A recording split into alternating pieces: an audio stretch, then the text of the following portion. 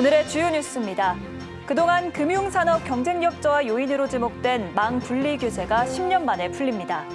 이르면 올해 하반기부터 생성형 AI를 활용한 금융서비스 출시가 가능해질 전망입니다.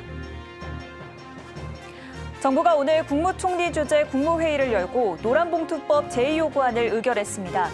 경영계도 경쟁력 약화와 양질의 일자리가 사라질 수 있다며 반대의 목소리를 높였습니다. 카카오페이가 고객들의 개인 신용정보를 중국 최대 핀테크 업체인 엔트그룹 계열사 알리페이로 넘긴 사실을 금융감독원이 적발했습니다. 4천만 명의 개인 신용정보 542억 건이 고객 동의 없이 제공됐습니다. 연내 금리 인하 기대감이 커지면서 증권업계의 새로운 먹거리로 외부 위탁 운용 관리 OCIO가 떠오르고 있습니다. 업계는 조직을 새로 꾸리고 인재 영입에 나서며 사업 준비에 속도를 내는 모습입니다.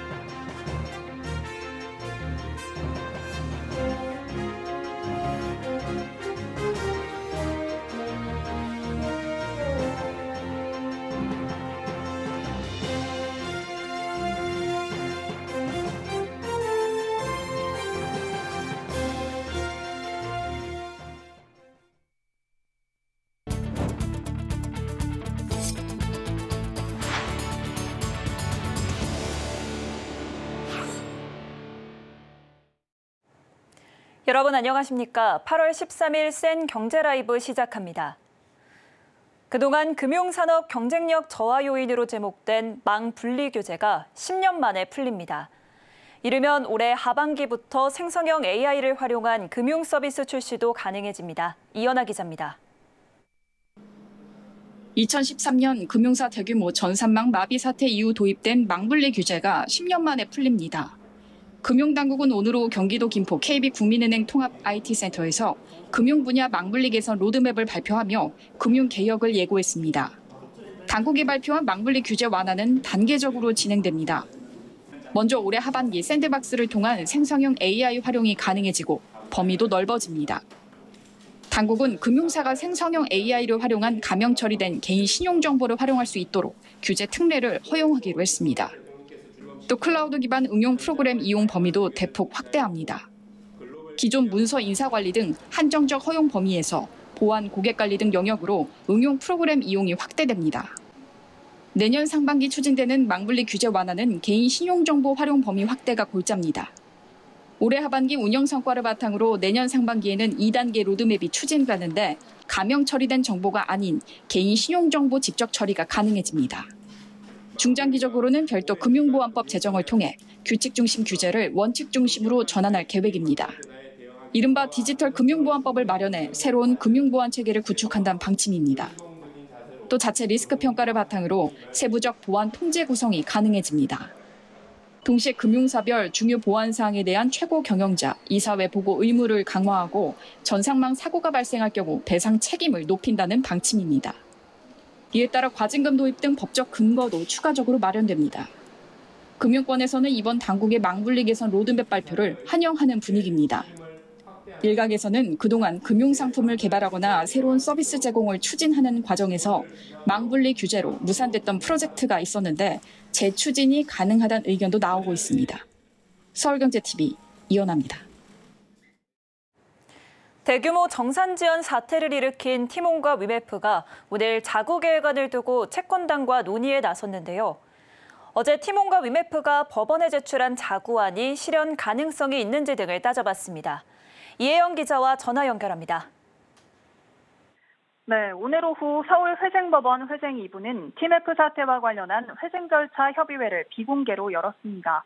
회생 절차 협의회는 티몬, 위메프 측과 채권자 협의회 구성원은 아니지만 재판부가 참석을 허가한 채권자, 정부 및 유관기관 등이 참석했습니다.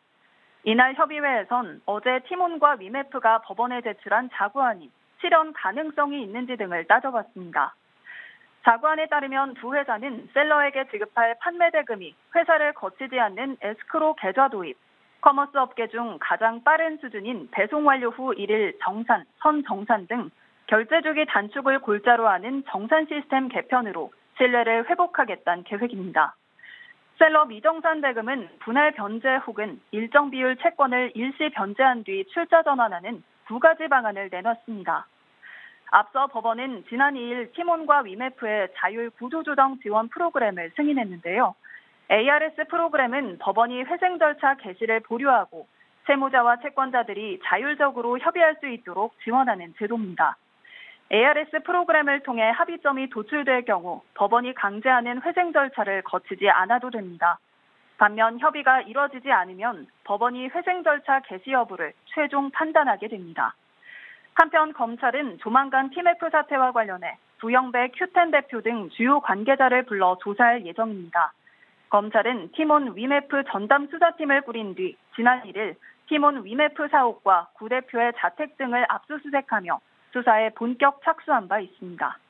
서울경제TV 이혜연입니다. 정부가 오늘 한덕수 국무총리 주재로 국무회의를 열어 노동조합 노동관계조정법 개정안, 속칭 노란봉투법에 대한 제2요구안을 의결했습니다.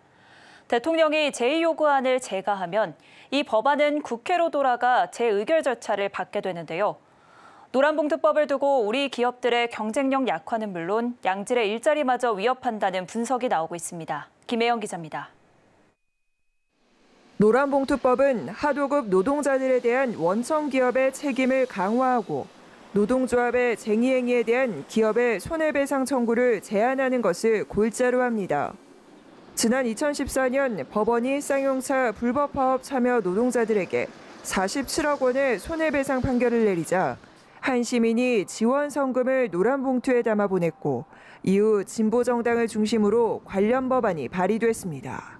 지난 9일 야당의 단독 처리로 국회 본회의를 통과했고 오늘 제2요구안을 의결했습니다. 윤 대통령이 이를 제가하면 법안은 국회로 돌아가 재의결 절차를 밟게 됩니다. 기업들은 노란봉투법이 몰고 올 파장에 촉각을 곤두세우고 있습니다. 기업의 경쟁력 저하로 국가 경제에 악영향을 초래할 수 있다는 겁니다. 글로벌 시장에서 생존할 수 있는 이런 것들 적응력을 갖춰야 되는데 계속 노조와 교섭하고 노조가 문제 제기하면 스톱되고 기업이 운영할 수 있는 정상적인 운영이 가능할 것인가. 파업 만능주의를 조장할 수 있다는 분석도 나옵니다. 기업의 손해배상 청구가 어려운 만큼 불법 행위에 대한 면죄부로 활용될 수 있고 불법 파업 확산의 빌미로 전락할 수 있다는 겁니다. 이는 곧 대중소기업 간 협력관계 붕괴로 국내 산업 생태계의 근간을 흔들 수 있다는 주장입니다. 양질의 일자리를 없애는 부메랑이 될 수 있다는 전망도 나옵니다. 일자리를 없애는 법이에요. 우리나라 노동조합 조직률이 13%인데 민노총, 항노총에서 때 노동자원 전체 근로자의 10%도 안 되거든요. 세계 어느 나라에도 없는 법을 이제 만들어 놓은 거죠. 한편 이날 경영계는 노란봉투법이 현실화하면 노사 분쟁으로 인한 피해로 기업들이 해외로 이전하거나 사업이 위축될 수밖에 없다고 호소했습니다. 서울경제TV 김혜영입니다. 카카오페이가 수천만 명의 개인 신용 정보를 알리페이에 넘긴 사실이 금융당국 검사를 통해 적발됐습니다. 심지어 해외 결제를 이용하지 않은 고객의 정보까지 넘어간 것으로 확인됐는데요. 금융당국은 관련법 위반 여부를 검토한 뒤 제재 절차를 진행한다는 방침입니다. 김도하 기자의 보도입니다.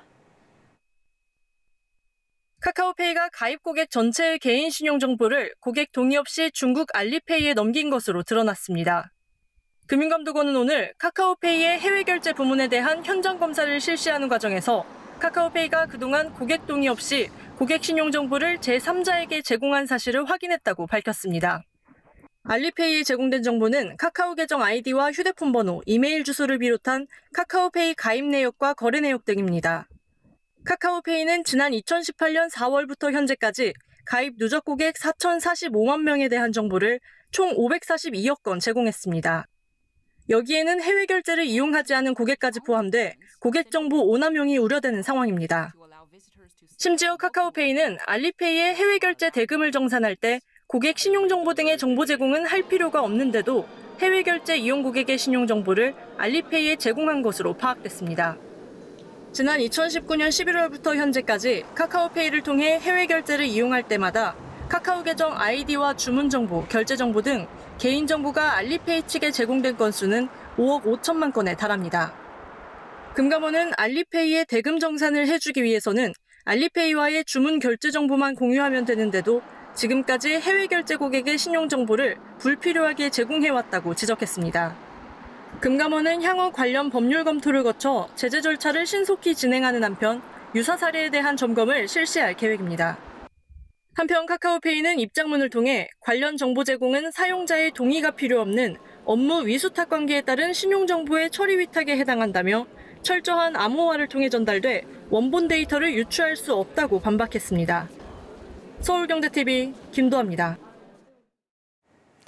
HMM이 해상 운임 상승에 힘입어 2분기 영업이익이 6,444억 원을 기록하며 작년 동기 대비 300% 증가했다고 13일 공시했습니다.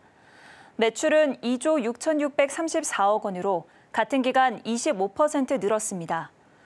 HMM 측은 홍해 사태 지속으로 올해 상반기 상하이 컨테이너 운임 지수가 평균 2,319포인트까지 상승하면서 수익성이 강화했다고 분석했습니다. 또 지속적인 친환경 선박 초대형선 투입으로 체질이 개선되며 경쟁력이 더욱 높아졌다고 봤습니다. HMM 관계자는 하반기 컨테이너 부문은 미국 경제 회복, 금리 인하 기대감으로 소비 수요 안정세가 예상되지만 지정학적 리스크에 따른 마켓 상황이 급변 가능성이 있을 것으로 본다며 신조선 및 중고선 확보, 멕시코 신규 항로 개설 등 최적의 운송 서비스를 구축하겠다고 말했습니다.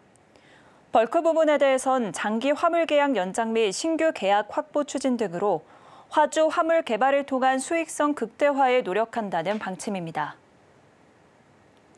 연내 금리 인하 기대감이 높아지면서 증권업계의 새로운 먹거리로 외부 위탁 운용 관리, OCIO가 떠오르고 있습니다. 업계는 발빠르게 관련 조직을 꾸리고 경쟁력 강화에 고삐를 재는 등 시장에 대한 기대감을 키우고 있습니다. 김보영 기자입니다. OCIO는 외부 사업자가 조 단위의 공공 민간 기금을 위탁받아 포괄적인 자산운용 업무 전반을 대행해주는 사업을 말합니다. 운용 역량이 부족한 기관들의 자산 축적을 위해 전략적이고 종합적인 서비스를 제공해준다는 점이 기본적인 컨셉입니다. 지난 2001년 공적 연기금 투자풀로 시작해 현재는 100조 원대까지 급속도로 성장한 분야입니다. 운용 수수료율은 평균 0.03%로 일반 공모펀드 보수율인 0.4%보단 낮은 수준이지만 거액의 기관 자금을 맡으면 안정적인 수수료 수익을 낼 수 있다는 점이 강점입니다. 국내 증권사들이 운용사들의 전유물로 여겨졌던 OCIO 시장 공략에 나선 건 공공기관과 일반 법인들의 여유 자금이 증가하고 자산운용 고도화 수요가 확대되고 있는 데다 기금형 퇴직연금 도입 가능성에 따른 민간 자금 유입 호재가 있기 때문인데요. 여기에 연기금 투자풀 재선정을 1년여 앞둔 시점에서 이를 감독하는 기재부가 외부 자본관에게 증권사의 연기금 투자풀 주관사 허용을 두고 의견을 구했다는 점에서 잠재성 있는 시장으로 보고 있는 겁니다. 업계 최초로 OCIO 사업부를 운영한 NH투자증권은 최근 한국거래소에 1,500원 규모의 여유자금을 운용할 증권사 선정에 주식형 사업자로 선정되기도 했는데요. 윤병윤 대표 직속으로 OCIO 사업부를 두고 산하의 OCIO 솔루션 본부, 신탁본부, 주택도시기금 운용본부를 비롯해 OCIO 기획부를 별도로 둔 덕입니다. KB증권도 올해 초 OCIO 운영과 OCIO 솔루션 조직을 OCIO 솔루션 본부로 통합해 본부로 신설했습니다. 하나증권 역시 지난해 말 삼성 자산운용과 함께 OCIO 펀드를 출시하며 OCIO 시장 공략에 나섰습니다. 금융투자업계 관계자는 아직까진 큰 돈이 되지 않아 어려운 상황이지만 뚜렷한 미래 먹거리인 만큼 관련 부서를 신설해 인원을 영입하고 있는 과정이며 OCIO 사업에 총력을 다할 계획이라고 설명했습니다. 서울경제TV 김보연입니다. 인터넷 전문은행 K뱅크가 올해 상반기 854억 원의 단기 순이익을 올리면서 2017년 출범 이래 최대 실적을 기록했습니다. K뱅크의 올해 상반기 이자이익은 2,642억 원으로 전년 동기 대비 26% 늘었고 비이자이익은 327억 원으로 같은 기간 대비 2배 이상 증가했습니다. 상반기 수신은 전년 동기 대비 25.8% 증가한 21조 8,500억 원, 여신은 전년 동기 대비 23.7% 증가한 15조 6,700억 원으로 집계됩니다. 특히 여신은 대환대출 인프라 등 아파트 담보대출 갈아타기가 실적 상승을 강하게 견인한 것으로 나타났습니다. K뱅크의 상반기 대손 비용률은 1.42%로 전년 동기 2.05%에서 크게 낮아졌고 상반기 연체율은 0.9%로 지난해 말 0.96%와 비교해 2분기 연속 하락했습니다. 서울경제TV가 솔트룩스와 손잡고 인공지능 메타휴먼 기반의 미디어 콘텐츠를 선보입니다. 서울경제TV는 어제 서울경제신문 본사에서 솔트룩스와 LLM AI 활용 미디어 서비스 및 AI 메타휴먼 콘텐츠 제작 업무 협약을 체결했습니다. 이번 협약에 따라 양사는 AI 메타휴먼 기반의 콘텐츠 사업을 비롯해 AI 미디어 서비스 공동 기획 및 신규 사업 추진, 기업형 초거대 대화 모델, AI 챗봇, 콜센터, 비서 사업을 추진할 예정입니다. 한편 솔트룩스는 지난 2000년 창업한 기계학습과 자연어 처리 스타트업으로 150억 건 이상의 데이터를 자산화했으며 AI 기술 개발과 신시장 창출에 속도를 내고 있습니다.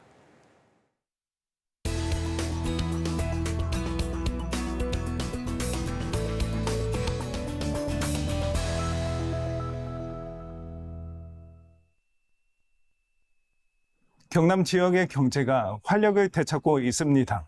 도내 주력 산업을 중심으로 주요 경제 지표가 성장세를 보이고 있는데요. 오늘 이슈플러스에선 박완수 경남도지사를 모시고 경남도정의 주요 현안을 짚어봅니다. 지사님, 안녕하십니까? 예, 안녕하십니까? 네, 반갑습니다. 예.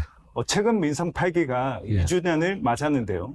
주요 성과에 대해 꼽아주실까요? 예, 제가 처음 도정을 맡았을 때 우리 경남 경제가 굉장히 침체 국면이었습니다. 2년이 지난 지금 우리 경남의 그 경제 지표들이 다 이렇게 활력을 되찾고 있고, 특히 수출 증가율 전국 1위고, 고용률도 역대 최고치입니다. 그런 면에서 보면 우리 경남 경제가 확실하게 이제 제도약의 기반을 만들었다, 이런 말씀을 드리고요.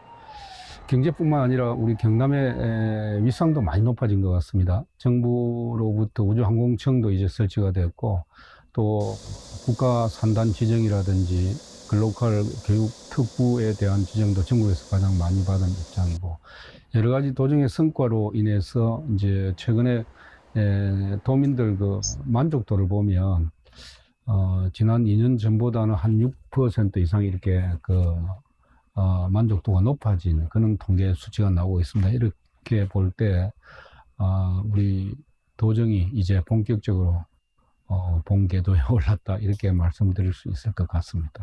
무엇보다 우주항공청 유치가 가장 하도였던 것 같아요. 우주항공산업발전 청사진에 대해 설명 부탁드리겠습니다. 우주항공청 설치가 이 끝이 아니고 이제 시작입니다. 개청을 했는데 지금부터 저희들이 이제 해야 될 일은 우리 경남에 집접화된 우주항공 산업을 좀 더 육성시키는 거죠. 그래서 지난번 5월 달에 우리 경남이 글로벌 항공 우주 수도 경남이라는 비전을 발표했습니다. 앞으로 10년 동안 약 8조 3천억 정도를 투자해서 4대 전략을 가지고 있는데, 첫째는 이 우주항공 산업의 기반을 산업 기반을 튼튼히 하는 것인데, 경남 그 스페이스 파크를 만드는 일이라든지, 그리고 그 위성 그 인증 시험 센터, 부품 센터를 저희들 설치할 계획이고요.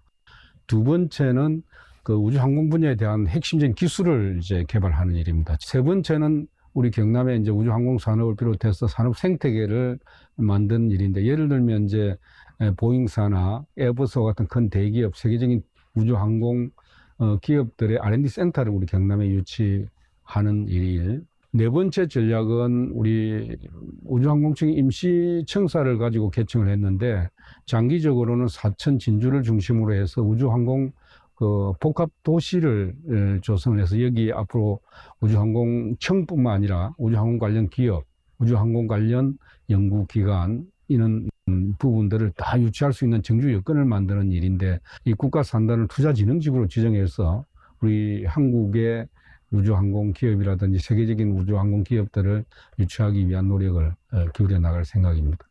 전국적으로 지역 소멸 현상이 가속화되고 있습니다. 경남도 예외가 아닐 텐데요. 여기에 대한 대응 방안이 있을까요? 결국 수도권의 이제 인구 집중을 막기 위한 저희들 입장에서 보면 우리 지역에 이제 그 일자리를 많이 만드는 것이죠.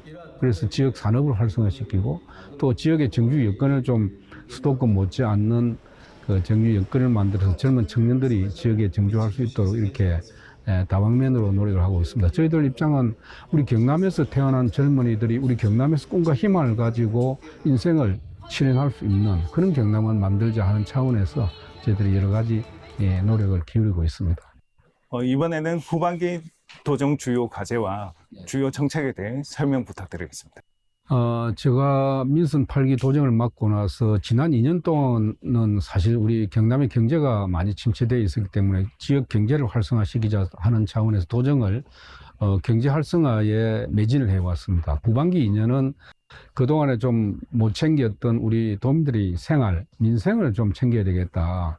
도민들 중에 보면 요즘 양극화 문제 또 코로나 사태를 겪으면서 사각지대에 있는 우리 도민들, 또 취약계층이나 위기가정이나 또 힘들어하는 여러 가지 그 젊은이들에 대해서 생활을 챙기는 그런 쪽으로 도정을 이제 방향을 전환하려고 합니다. 그래서 후반기에는 우선 도민의 복지를 확대해야 되겠다. 두 번째는 어려운 도민들과 동행하는 프로그램을 좀 많이 만들어야 되겠다.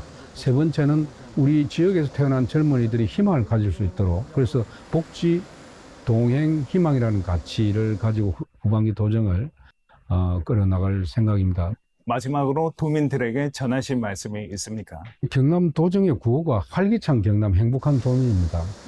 그 활기찬 경남은 경제를 활성화시키는 것이고, 행복한 도민은 도민들의 복지라든지 여러 가지 그 지원을 통해서 일상생활에 그 만족도를 높이는 것인데, 전반기가 활기찬 경남을 만드는데 저희들이 주력을 했다고 하면 후반기에는 행복한 도민의 새 행복 시대를 열어가겠다 하는 것이 저희들의 목표입니다. 그래서 앞에서 말씀드린 대로 여러 가지 복지 시책 그리고 돌봄 시책이라든지 이런 걸 통해서 태어나서 노인에 이르기까지 각 분야별로 종합적인 복지 시책을 저희들이 만들기 위한 노력을 기울이고 있는데, 이런 부분에 대해서도 장기적으로 이제 각 시책별로 종합 대책을 발표하고 그것을 하나씩 추진해서 그 행복한 도민의 행복 시대를 만들어가겠다는 생각을 가지고 있습니다.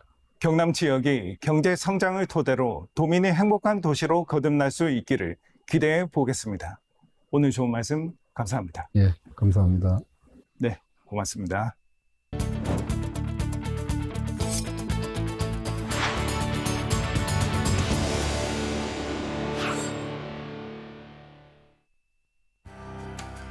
메르세데스 벤츠코리아가 자사의 전기차에 탑재되는 배터리 제조사 현황을 오늘 공개했습니다. 벤츠코리아가 공개한 차종 16개 중 13개에 CATL, 파라시스 등 중국 업체의 배터리가 탑재된 것으로 나타났습니다. 앞으로 유사투자 자문업자가 사회관계망 서비스 또는 오픈 채팅에서 유료 회원제로 영업할 경우 자본시장법 위반으로 3년 이하 징역이나 1억 원 이하의 벌금을 받게 됩니다. 금융위원회는 이 같은 내용을 담은 자본시장법 시행령 개정안이 내일부터 시행된다고 밝혔습니다. 이마트가 가격 경쟁력 강화 노력을 통해 올해 2분기 영업 손실 폭을 줄이고 상반기 영업 손익 흑자 전환에 성공했습니다. 이마트는 올 2분기 영업 손실이 346억 원으로 전년 동기 대비 적자폭이 줄어든 것으로 잠정 집계됐다고 공시했습니다. 국토교통부가 올해 말까지 강남 상구와 마포, 용산, 성동구 등을 대상으로 주택 토지 이상 거래에 대한 합동 현장 점검 및 기획 조사에 착수합니다. 집값 담합, 허위 매물 등 부동산 시장을 교란하는 위법 행위를 집중 점검할 계획입니다.